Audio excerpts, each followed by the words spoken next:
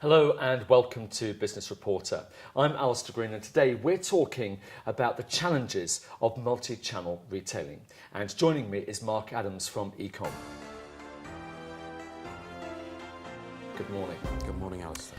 So why are so many retailers struggling to provide a true customer-centric experience?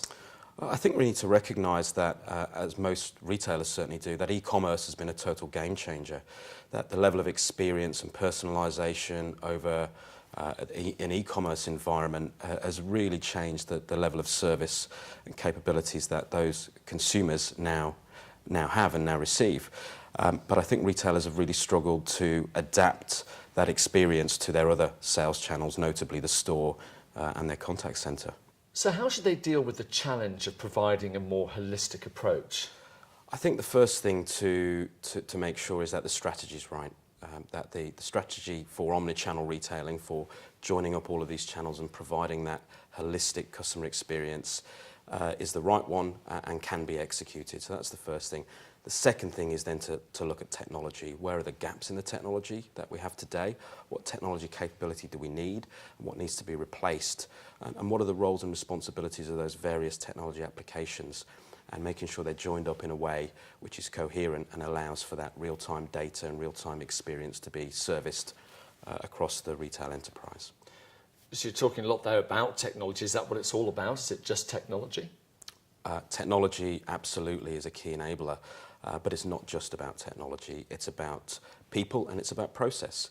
So when we're making big changes to a technology real estate, we need to accept that we need to change the skills and the capabilities that the people have to support that technology.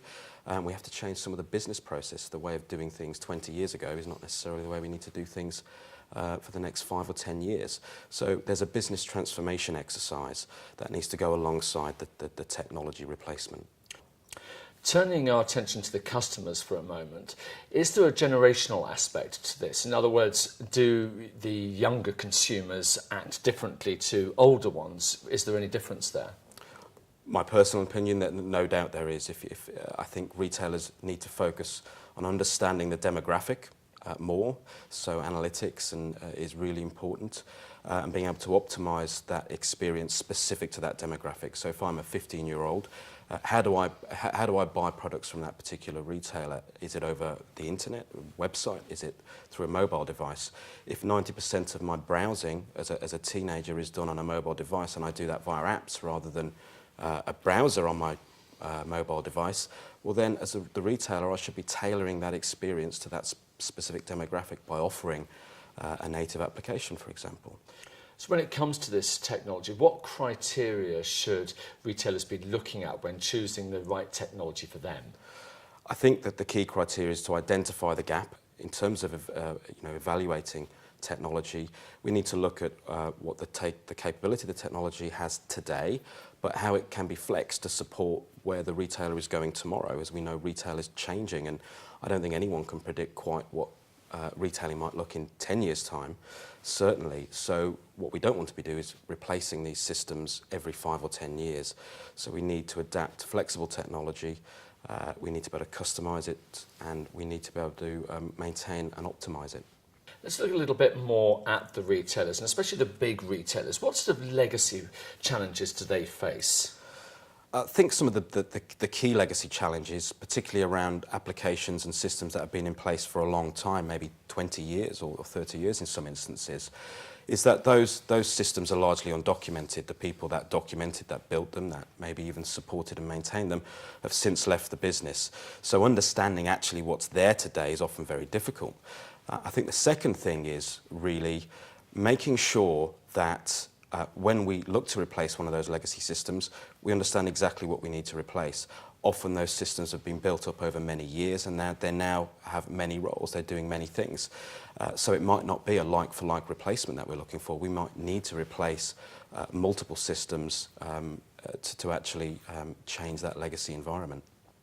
So let's look at your company, eComp. What sort of companies actually come to you looking for advice?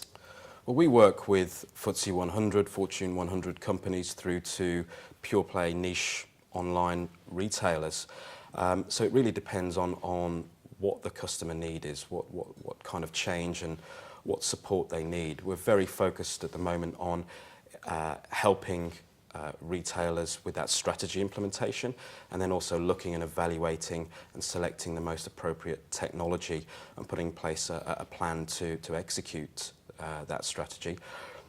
What we're really passionate about right now actually is enabling retailers to take more control over their destiny. E-commerce has become mainstream, it's become critical. It's no longer just a siloed application that can be outsourced. The capability around delivering projects internally within retailers is important.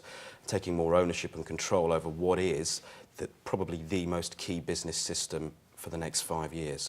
Well, that's what you do, but let's get to nuts and bolts. What value are you actually adding?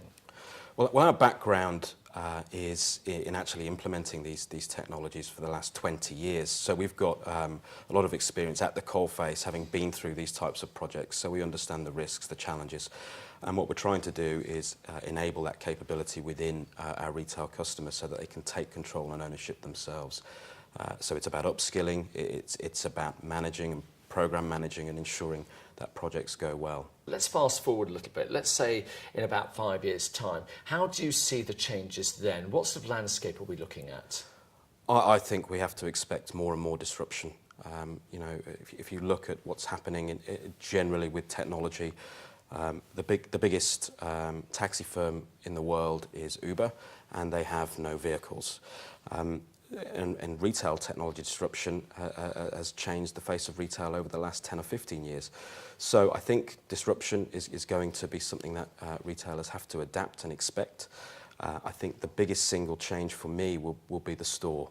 So what's happening in the store, the concept of point of sale as it exists today, with customers queuing up at a till and cash being exchanged, I think within 5 years won't be mainstream. I think mobile point of sale, mobile payments in stores, and a variety of those will be the order of the day, and that's the biggest challenge I think for retailers, is to adapt their in-store customer experience and technology.